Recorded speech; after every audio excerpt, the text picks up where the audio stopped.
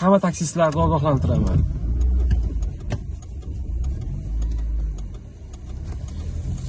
Hamma taksistlarni ogohlantiraman. Ehtiyot bo'ling, ogohlantiraman. Nimadan ogohlantiraman? Beznalishniy oplata bor-ku, beznalishniy oplata. O'sha beznalishniy oplata zakaz bajardim. Keyin ikkita 3ta zakaz qildim. Endi pulni ko'rib turasiz baribir. Qarasam pulini balansimga tushmagan. Telefon qilyapman. Telefon qilib aytyapmanki, shunaqa operator bilan gaplashyapman. Shunaqa pul tushmadi. Nimaga tushmadi? Hozir to'xtab turing, Shoqirov aka dedi. Bu uklonda bo'lib turgan narsa, Yandeksda emas. Uklonda bo'lib turgan narsa. To'xtab turing dedi, hozir men bilaman dedi. Короче, 20 minut pul uzlab qolgan edi, pul o'rnida qolib ketgan edi, tushmagan edi. Endi bitta savol tug'ilyapti bu yerda. Xo'p, bu men bilib qolganim, bilmay qolganlarim nechta bo'lishi mumkin? Misol uchun, to'g'rimi? Hozir prosta hisob kitob qilib pulimi, pul kerakligi uchun men ham qilib turibman, hisob kitob qilib tushdimi, tushmadimi deb tekshirdim bugun. Lekin agar shuni men telefon qilmaganimda, bilmay qolganimda, hali u pul tushgan yo'q menga. 24 soat ichida ariza qoldirdim. 24 soat ichida javob kelib tushar ekan. Aniq tushadimi u menga? Tushmaydimi? Hali noma'lum. 27500 so'm. 11 kilometrga yurganman uklonda. Endi hozir men nima demoqchiman? Hurmatli do'stlar, birodarlar. Tinchgina o'sha otaxonga 0% da ishlayveramiz ekan shekilli, menimcha, chunki o'sha lattani hidi kelyapti deydi-yu, shunaqa narsalar bo'lyapti. Bir hikmatda. Endi men nima deyman hozir? Har bittalaring ishlab turgan paytlarda shunaqa oplata biznal bo'ldimi? Ko'rib tekshiringlar balansini. Xot Yandex bo'lsin, xot Uklon bo'lsin, xot boshqa taksi kompaniya bo'lsin, tekshirish kerak ekan degan qarorga keldim, akalar, ukalar. Bu ma'lumot foydali bo'lsin deb hammaga, shu meni kuzatuvchi obunachilarimga ma'lumot, chunki men ma'lumot o'rnida aytyapman.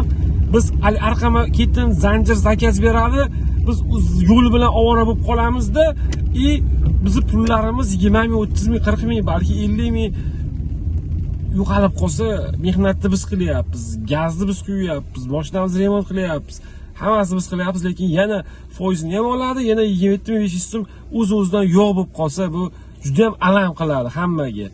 O'shaning uchun do'stlar, sal jahlim chiqib gapiryapman. Nima qilmaysizlar? Ayib kelib yurmaysizlar. Kerak edi o'sha 27500 so'mchi. Vaqt kelsa 10 ming, 5 ming kerak bo'ladi-yu, o'zingizlar yaxshi tushunasizlar. Endi men 24 soat kutishim kerak ekan, u pul tushishini. Soniga hisoblagan, lekin pul yo'q-da. 27500 so'm. O'shanga beznalishniy karta bo'ldimi? Sirasi shunday balansga kirish kerak, balansdan pulni tekshirish kerak. Tushdimi, tushmadimi? Tushmagan bo'lsa, sirasi operatorga telefon qilib, nimaga shunaqa muammo bo'lyapti, nimaga pul tushmadi? 5-10 minut kutibdi, mana 5-10 minut kutdim. Balki internet yaxshi ishlamay turgandir, balki yana boshqa narsadir dedim. Qarasam yo'q, darak yo'q, yarim soat kutdim, darak yo'q. Hech kim indagani yo'q, ogohlantirish ham bergani yo'q, SMS ham kelgani yo'q. Sizda shunaqa bo'ldi.